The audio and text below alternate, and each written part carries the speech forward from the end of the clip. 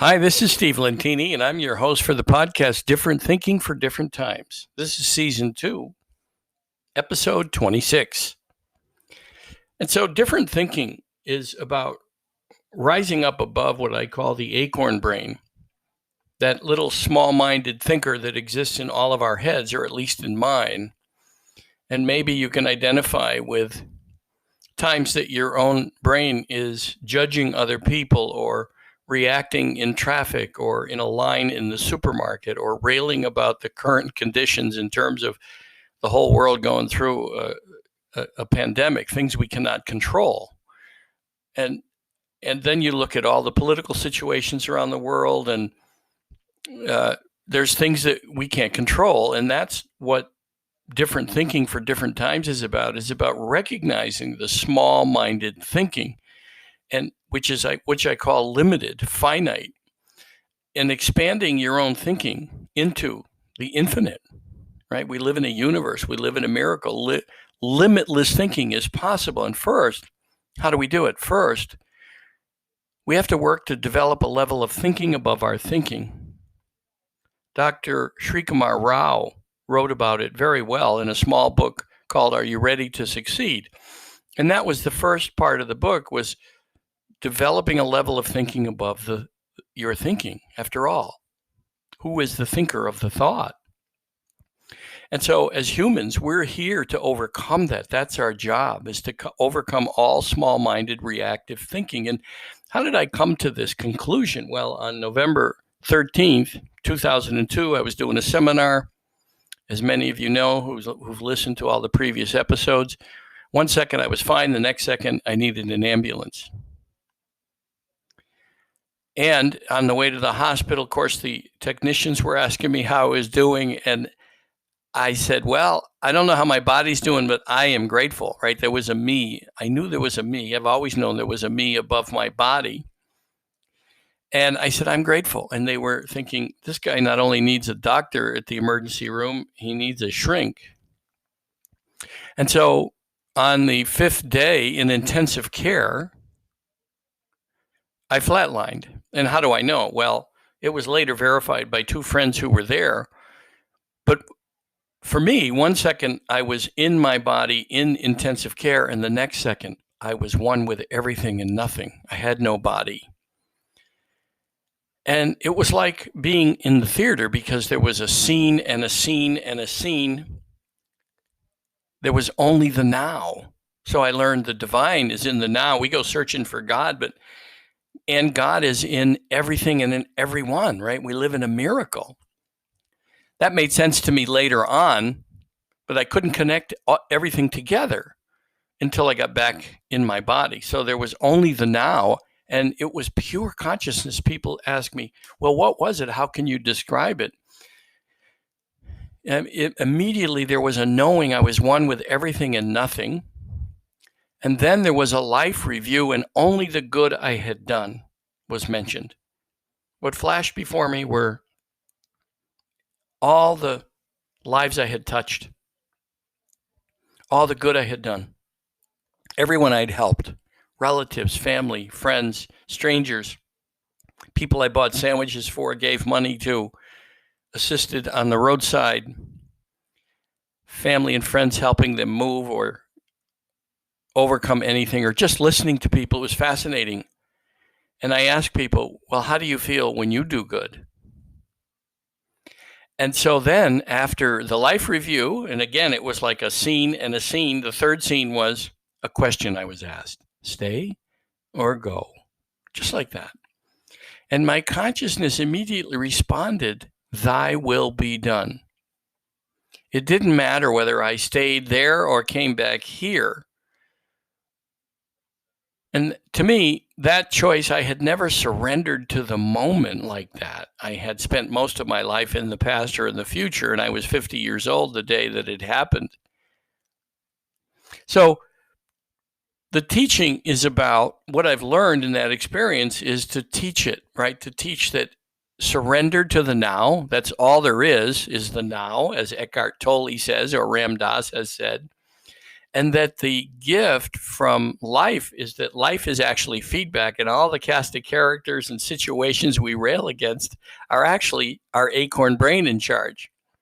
It's our small-minded thinker. And to rise above it is to just notice where you react and begin to look at what are these people and or events working to show you or teach you. Perhaps there's something to learn, to become a different. Finite thinking is small-minded. So perhaps all these episodes and characters in our life that we rail against are here to break us into the infinite thinking, the universal, infinite, limitless thinker, instead of the small-minded, what I call the acorn brain. If you can picture an acorn, right? It has the potential to become a gigantic, beautiful oak, but not until it's broken open. It's, I like to say, stomped and crushed into the ground and broken open. And then eventually, if it survives all the other challenges as a sprout, et cetera, a small young tree, it can become an oak. And that's the same thing with our thinking. We can change our mind anytime we'd like. But humans like to have their right, and they believe they have a right to it, right? So the other thing I learned was, on the other side, we were all one. There were no races, no religions, no sexes, no accomplishments. Nothing from here was there. Everything I thought had value wasn't there, and neither was it mentioned. No one said, Steve, you've owned a lot of homes, you've written books, you've been a speaker. None of that was mentioned. Everything we work for and strive for here means nothing. What does mean something are the lives we touch. That makes sense to me. That we're here just for a blink in time, right? A blink. It's like an eye blink, the time we spend here. And when you think of the billions a year the Earth has been here, and supposedly the billions that will be in the future, the billions of years. But if you think about it, we only have now, because that day on November 13th, 2002, I wasn't thinking of dying when I woke up that morning. I had a future, I had a past, I had things to do, I had goals, and it was all gone in a second. And that's the thing to remember, to be fully present and have gratitude every day for all the things that come across you, your experience, because they're there to show you something about you, the mirror principle. Now, you have to prove all this to yourself. I'm not trying to convince anyone to do it.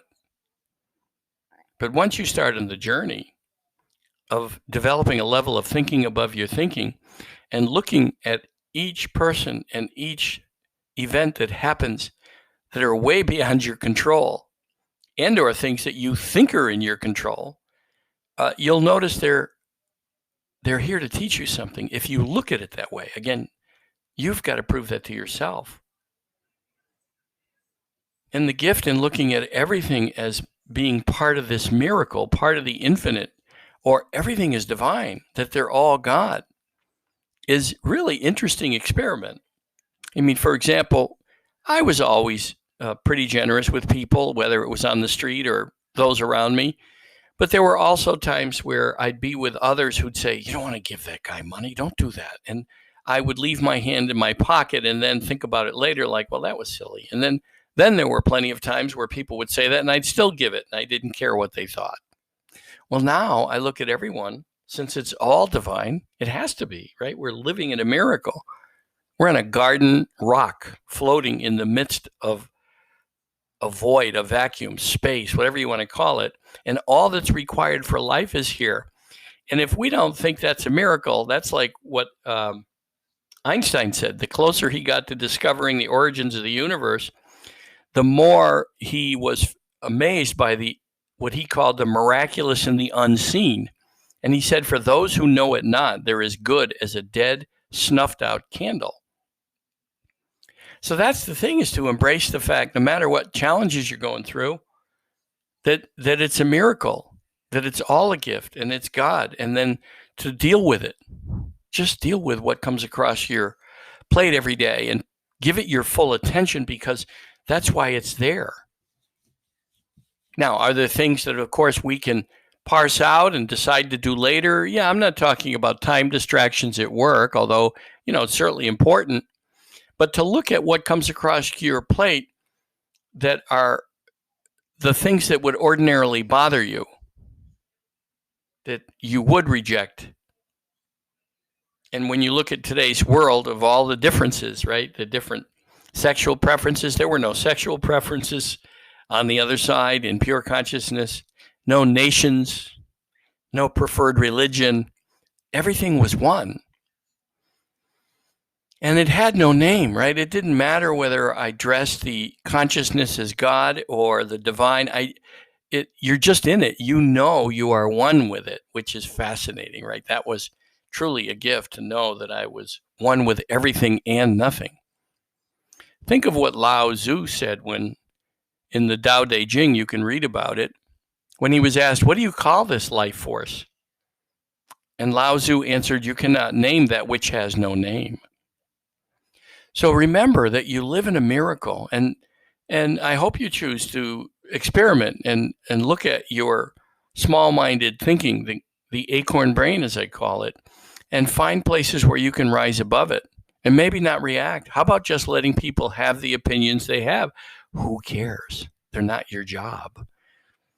And in this country, for example, where the majority decides in an election who's going to run the country, let's embrace whoever wins. Now, do what you can do if you have ideas about it. You can get active in politics, certainly. But again, without making the other side wrong, and the nastiness of it all is something we can all learn how to rise above it and become more accepting. It's called compromise. It's called compromise. And that's limitless thinking, expanding into understanding someone else's position, hearing it, and then speaking your own and wondering, where can we compromise? If we all give a little, we can compromise. So spend this next week looking at everyone and everything as a gift or perhaps as a miracle. And look at everything, if you'd like. You want to make that your experiment, right? My job is me. My job isn't you, but I'm sharing the experience because it was amazing. I was given the gift of a second chance at life. When I said, thy will be done, when I surrendered to that question, stay or go, I was immediately back in intensive care. And the two friends at the end of my bed later said, when I asked them, I didn't ask them for a few weeks because I was blown away by the experience. I mean, even today, 18 years later, it's like it happened 5 seconds ago. Truly a gift. And I said, there was a day I was in and out of consciousness, and then there was a moment, and I didn't get to say another word, and they both said, oh, that was November 18th, around 2 o'clock. He said the nurses and doctors came running in and said, out, this is it, call his family. So I'm not trying to convince you of anything. It doesn't matter. I'm just sharing what changed my life and how it continues to change now. I still have my acorn brain. It's a journey. It's not a destination. But I am far more accepting, loving of others. And I have a sense of humor because I know the universe has a sense of humor, right? I continue to get invited to listen to my acorn brain and react. And I chuckle inside when I catch it, because there are certainly times I still react. I am human for now.